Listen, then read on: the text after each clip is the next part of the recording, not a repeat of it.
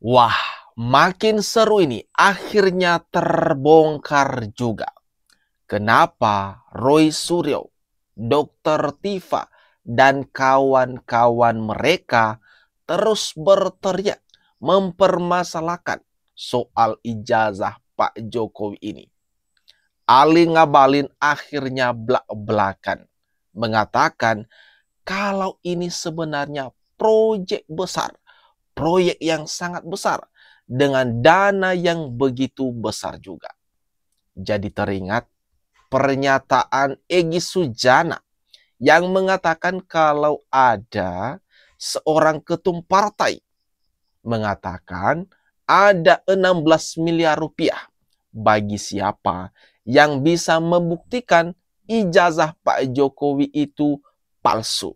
Wah, makin menarik ini.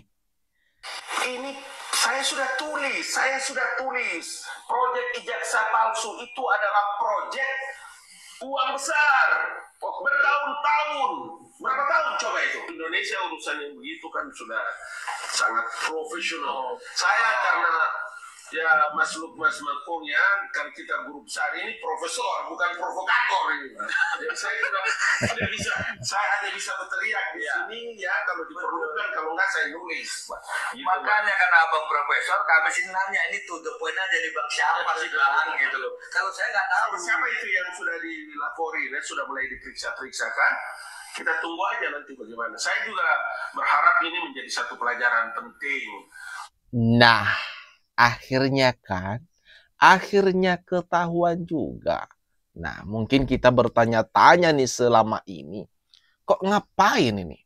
Ngapain Dr. Tifa, Roy Suryo, Rizal Fadila, Rismon, dan kawan-kawan ngambil pusing, nyari ribut soal masalah ijazah Pak Jokowi? Toh mereka secara pribadi tidak ada dirugikan sama sekali ya kan? Tapi akhirnya di sini dapat kita lihat dari pernyataan Ali Ngabalin. Ternyata ada uang yang begitu besar ternyata. Oh, ada yang berusaha menjatuhkan Pak Jokowi.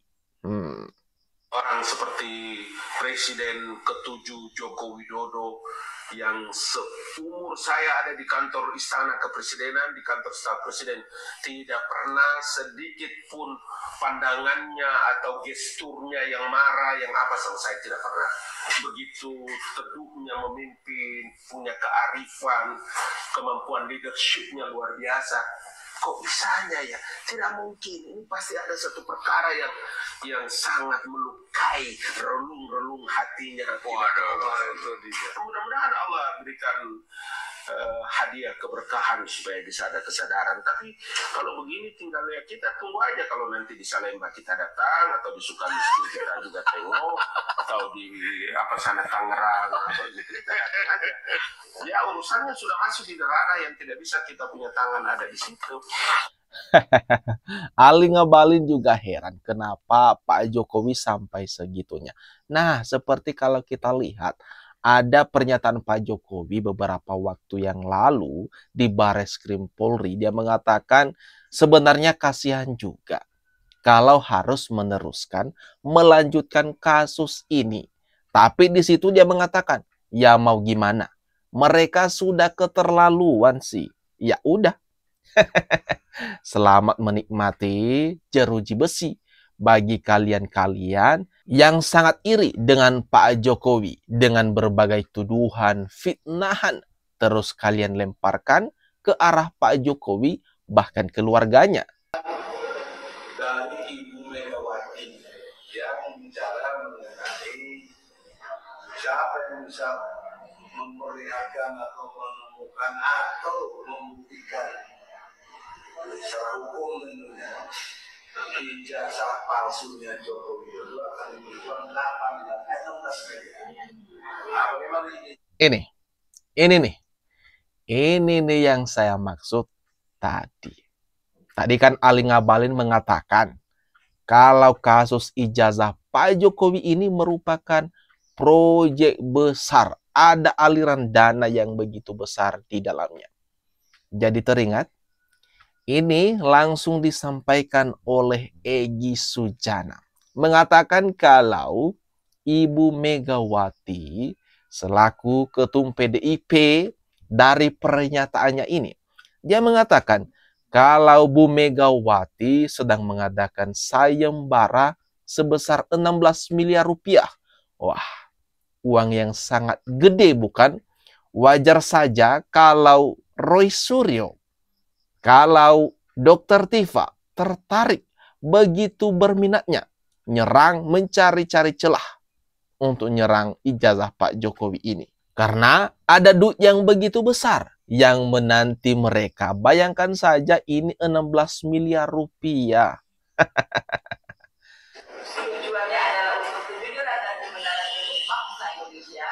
Kami menyambut sayembara yang diumumkan oleh yang terhormat Ibu Megawati Soekarno Putri mengenai siapa yang bisa membuktikan bahwa ijazah dari Pak Jokowi itu palsu. Wah, jadi tahu ya sekarang. Jadi tahu kita sekarang kenapa masalah ijazah Pak Jokowi ini terus-terusan masih terus bergulir. Akhirnya terbongkar siapa dalang di balik demo ijazah palsu Pak Jokowi. Ini keterangan dari Egy Sujana dan tim. Ini gimana nih teman-teman? Ini gimana nih kalau menurut kalian? Yang tinggi. Saya tidak melihat Pak Jokowi punya itu. Bagaimana body language, bagaimana cara bicara, bagaimana gesture, bagaimana body face language-nya itu. Beliau itu dalam fase depresi yang sangat kronis, membutuhkan IQ yang tinggi. Saya tidak. Dokter Tifa ini makin hari makin lucu aja nggak sih? Apalagi kalau beliau ini berbahasa Inggris ya kan? Jadi makin lucu Dokter Tifa ini. Mengurusi segala hal yang berkaitan dengan Pak Jokowi. Aduh.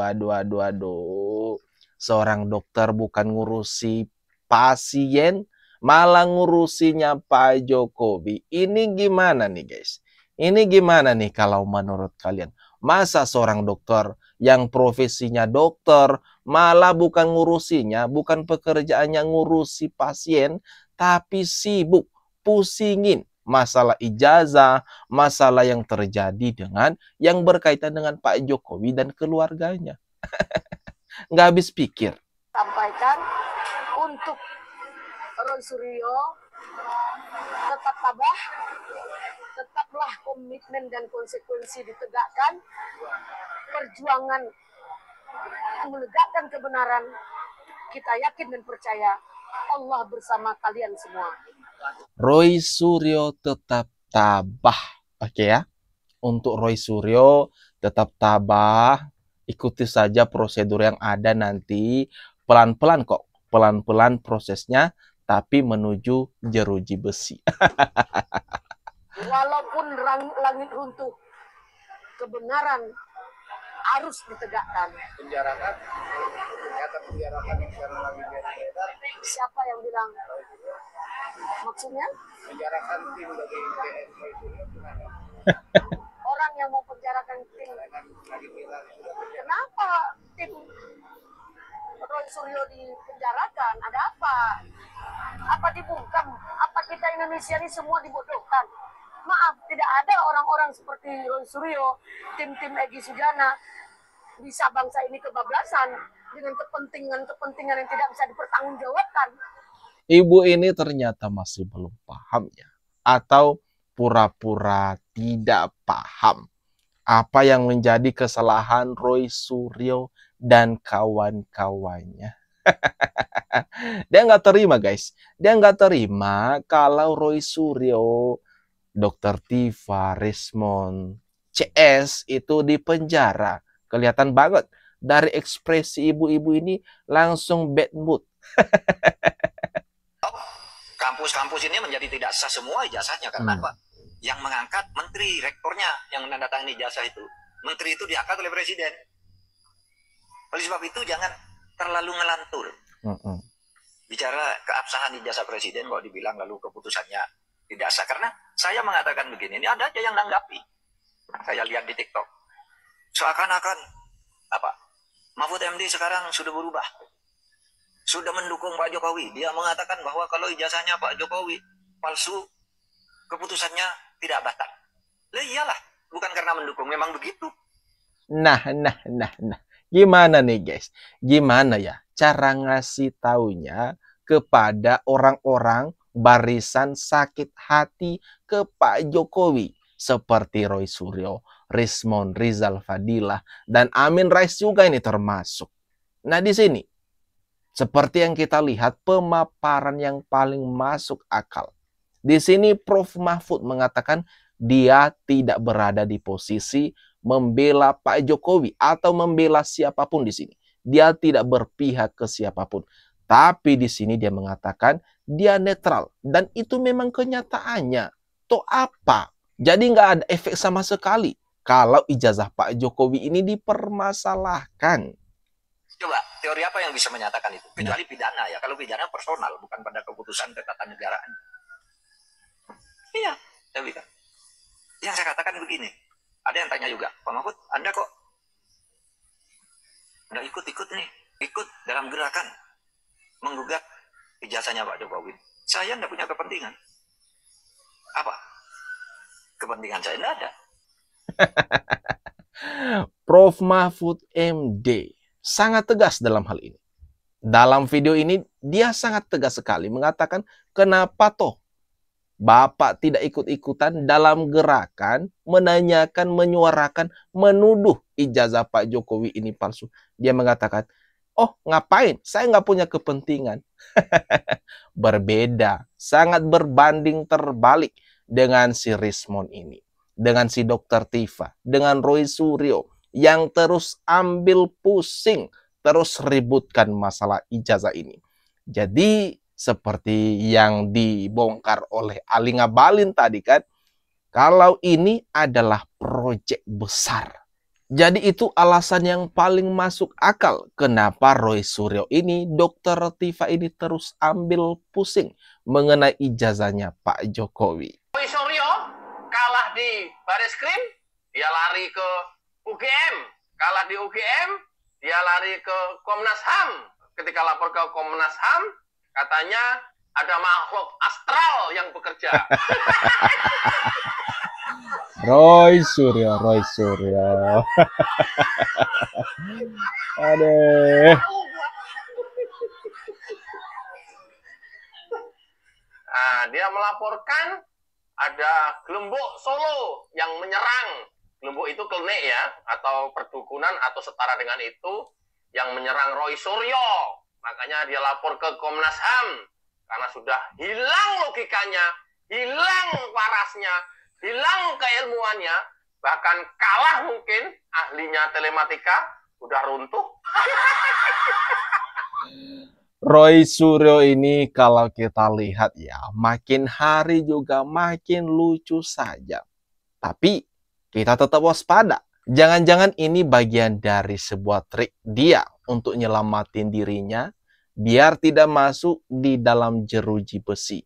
Dengan mengatakan kan seperti yang terakhir, dia mengatakan ada gelembung-gelembung Solo. Dia kena santet yang dari Solo. Tapi kita jangan percaya gitu aja sama Roy Suryo ini. Masa yang mengaku-ngaku ahli telematika, tapi pada akhirnya mengatakan hal-hal konyol yang seperti ini. Kan sangat lucu sekali nih Roy Suryo. Nah, gimana nih guys? Atas apa yang barusan saja kita bahas bersama ini? Silakan tuliskan tanggapan, komentar terbaik kamu ya di kolom komentar yang ada di bawah ini. Mari kita ramekan bersama-sama.